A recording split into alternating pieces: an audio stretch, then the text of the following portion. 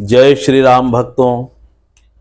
एक कथा भगवान श्री कृष्ण की सुनाते हैं जो दैविक और दैविक भौतिक तीनों तापों को मिटाने वाले हैं।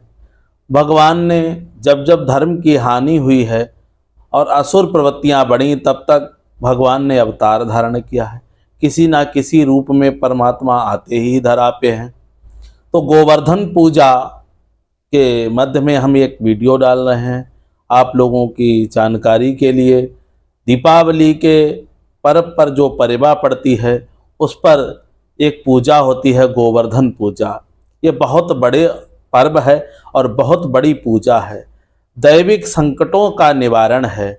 एक बार सभी ग्वाल वालों से पूजा ना होने के कारण इंद्र बहुत क्रोधित हुए और उन्होंने मूसलाधार बारिश और आंधी का ऐसा भूकंप और तूफान मचाया जिसे परमात्मा को सहन ना हुआ और उन्होंने सारे गोकुल वासियों को और प्रजा की रक्षा के लिए अपनी कनिष्ठिका उंगली पर गोवर्धन पर्वत उठा लिया और सारे ब्रजवासियों की रक्षा की।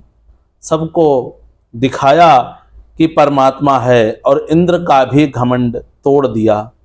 ऐसा परमात्मा ने किया। 7 दिन लगातार मूसलाधार बारिश करने पर भी जब इंद्र नहीं कुछ कर पाया तब भगवान के पास आकर क्षमा मांगी और उनको गौ के दूध से स्नान कराकर उनका सम्मान किया। परमात्मा तत् स्वीकार किया और उनके चरणों में प्रणाम करके गोपाल नाम से उनका सत्कृत नाम संस्कृत किया और भगवान की सत्ता को स्वीकारना ही उनकी विजय है। और ये इंद्र की पराजय इस प्रकार से भगवान ने दर्शाई है कि इंद्र ने अपने सारी शक्ति लगाकर भी जब ब्रजवासियों का कुछ नहीं बिगाड़ पाया। उस पर्व में हम सभी गोवर्धन पूजा मनाते हैं और इसी पर्व पर हम आपको एक छोटी सी गोवर्धन जी के पूजा के बारे में ही बताते हैं।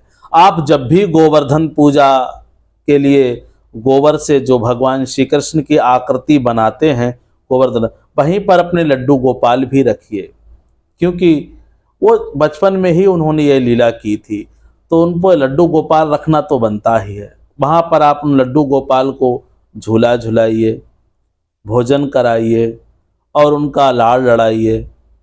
एक बंसी जो गोवर्धन जी की आकृति हम गोबर की बनाते हैं उनको चढ़ानी है।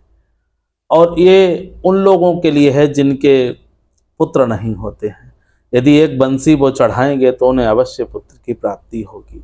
और एक उपाय उन लोगों के लिए है जो दैविक संकटों से घिरे रहते हैं, किसी ना किसी प्रकार का उन पर संकट छाया ही रहता है। एक समस्या खत्म नहीं होती, दूसरी समस्या चालू हो जाती है। उन लोगों के लिए भी यह उपाय है। तो आप एक बंसी को रखिए और एक नारियल पानी वाला उतार कर उनके कदमों में रख दीजिए। जब तक पूजा हो तब तक रखना है। पीले चावल, पीले पुष्प, पीली किशमिश, गोला और मिश्री का भोग लगाना है और शाम को फल का भोग लगाना है या घर में जो भी बने उसका भोग लगाना है। आरती करनी है सुबह और शाम दोनों टाइम। थोड़ी देर स्तुति का या पाठ करें वहाँ पर बैठकर और भगवान से प्रार्थना करें कि वो सारे संकट हर लें। तुलसी दल नित्य प्रति चढ़ाना है। तुलसी दल की एक माला गोवर्धन जी को चढ़ाइए और अपने 108 पत्तों की यदि माला आप चढ़ाते हैं श्री हरि लिखकर तो फिर आपके सारे संकट खत्म ही समझो। हरि का मतलब यह संकटों का नाश करना, संकटों को हरना, इसीलिए उनका नाम हरि है। आप लोगों को यह वीडियो कैसी लगी आप हमें कमेंट में अवश्य बताएं और आपको यह जानकारी देकर हमें बहुत अच्छा लगा कि आपका इससे कल्याण भी होगा, सत्मार्ग भी मिलेगा। इसीलिए हम यही चाहते हैं कि आपको अच्छी अच्छी बातें बताते रहें। जो ना समझ में आए आप हमें कमेंट में पूछ सकते हैं। जय श्री सीताराम, जय श्री राम।